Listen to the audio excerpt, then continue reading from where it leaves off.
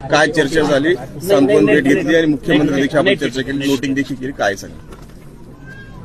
लोटू नका ह्या 2-3 दिवसात आताच्या तरी राज्याला माहिती मिळाली की क्रूरपणे ती हत्या झाली. 3 वर्षाच्या मुलीवरती बलात्कार केला जातो. तिचा चेहरा ओळखायला येत नाही हे सांगायला प्रसार माध्यमातून खरंच नाही पाहिजे. लोक खूप हळहळ करतात. खूप मोठमोठ्याले दगड घालून तिचा चेहरा विद्रूप करण्यात आला 3 वर्षाच्या लेकीचा. आत्ताही मी ते फोटो बघितले, मी आधी बघितले नव्हते. इतकं वाईट कृत्य त्या नराधमाने केलं. म्हणून मी सरकारला असं सांगतो, फाशी मिळणार नाही. कोपर्डीच्या प्रकरणात आणखीनही आरोपीला फाशी नाही मिळाली.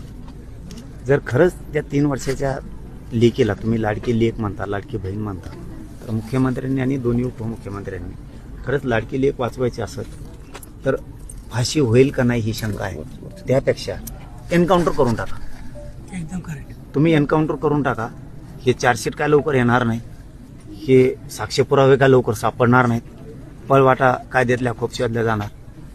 जर पुन्हा असं जसं आपल्या यज्ञाताईला झालं तसं कायदाच यज्ञाताई म्हणून एक नवीन कायदा पारित करायचा किंवा त्याच कायद्यात दुरुस्ती करायची.